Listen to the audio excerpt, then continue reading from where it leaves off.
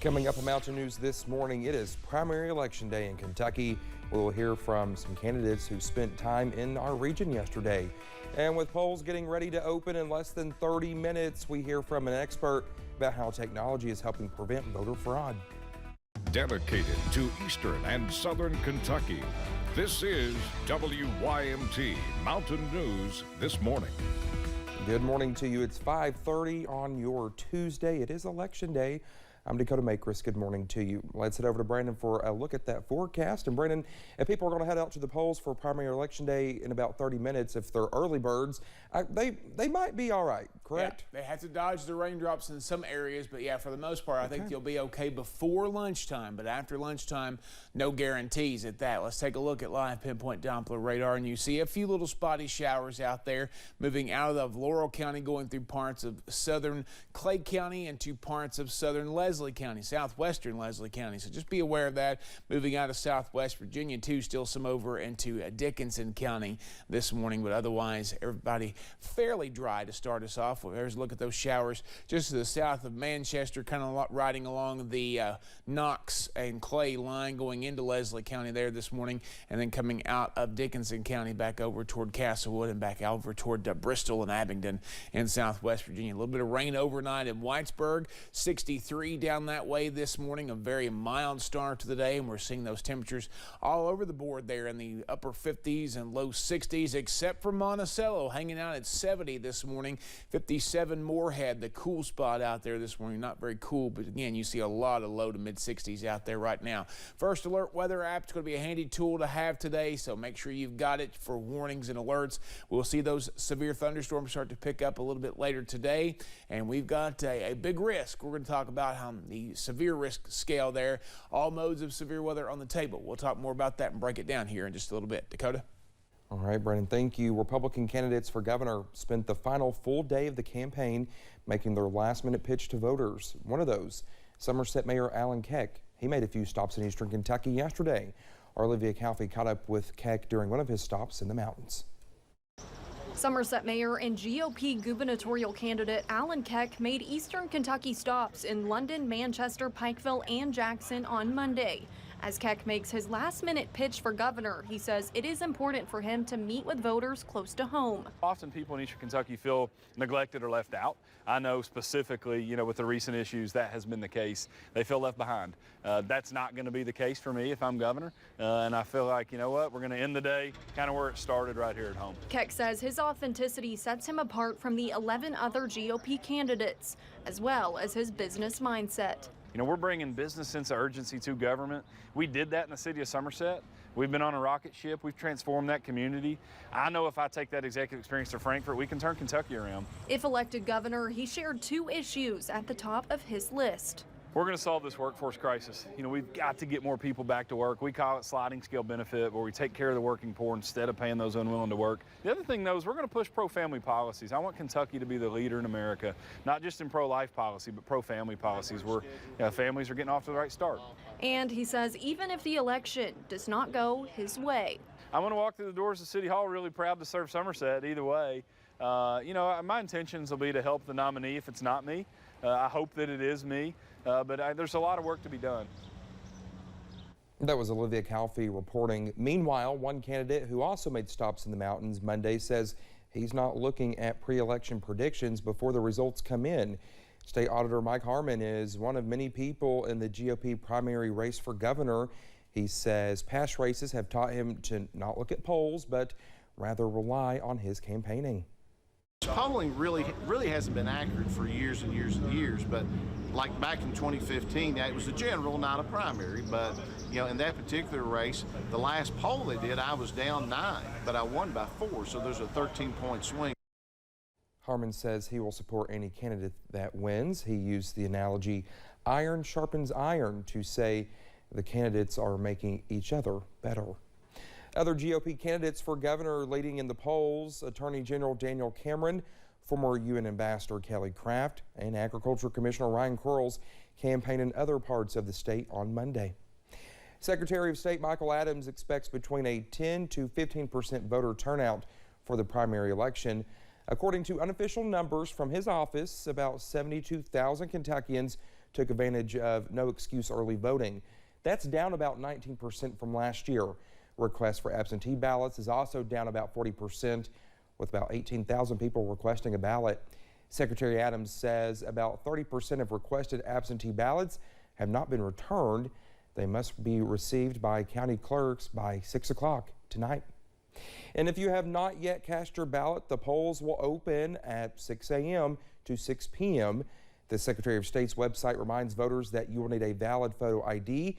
That could be a Kentucky driver's license, a military ID, college ID, a Kentucky government ID, or a state-issued ID card. To find out where you can vote, you can visit govote.ky.gov. And as you head to the polls this morning, you are asked to report any suspected election fraud to the Attorney General's office.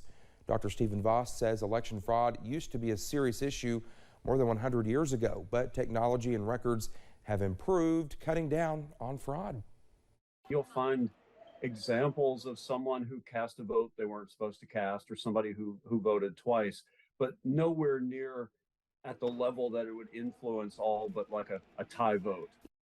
If you see something strange at the polls, you can call the election fraud hotline at 1-800-328-8683. It is active 24 hours a day, 7 days a week. On Election Day, it will be staffed from 6 a.m. to 7 p.m.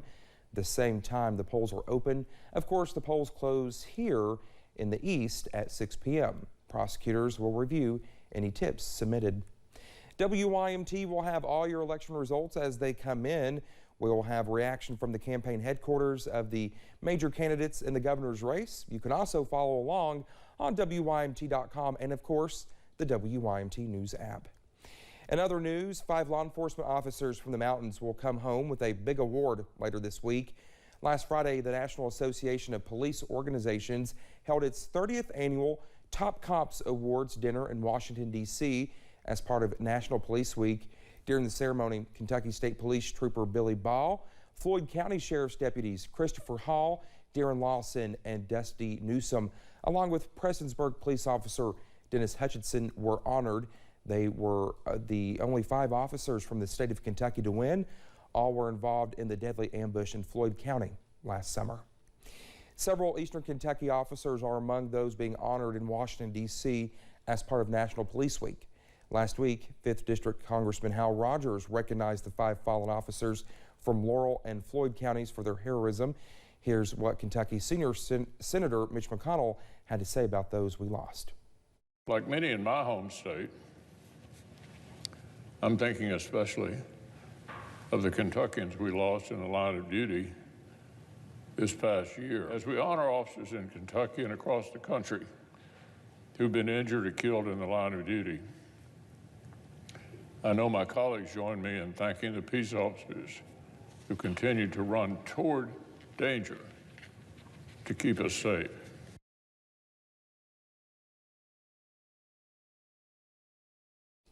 McConnell also paid a special tribute to Louisville police officer Nicholas Wilt, who was shot responding to a shooting in the city last month, saying Wilt is showing signs of improvement and that the city of Louisville stands behind him. President Joe Biden released a new video on his social media Monday to commemorate the start of National Police Week. During his remarks, the president thanked law enforcement officers for their bravery and running into danger during unknown or perilous situations.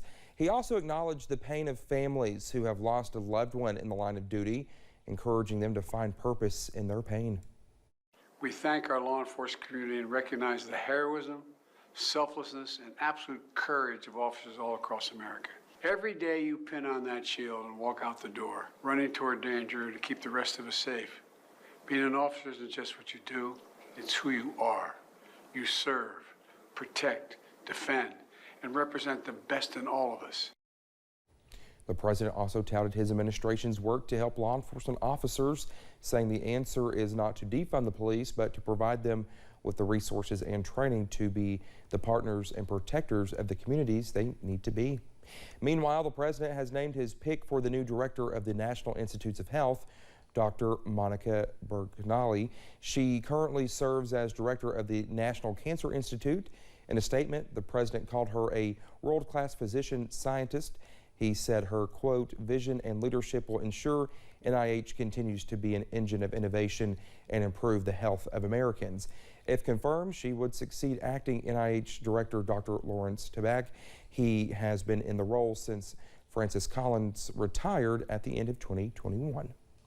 We are getting an update on the situation at the southern border, which officials say is going better than many expected. The number of migrants at the border is still very high, and there is the typical partisan disagreement regarding what to do about it. However, the president says the number of migrants approaching the southern border has dropped significantly since the end of Title 42. Border Patrol agents arrested 4,200 migrants on Saturday, down from more than 10,000 a day before Title 42 expired last week. The administration says numbers are down because it has increased processing for migrants seeking asylum legally, while also increasing deportations for those who do not. We have to incentivize the use of the lawful pathways and disincentivize placing people's lives in the hands of smugglers, and we are doing that.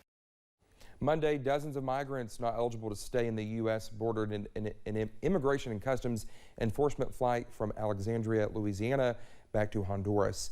The White House acknowledges that border crossings are still high, but they say the best way to keep migrants from coming to the border in the first place is for Congress to enact bipartisan immigration reform.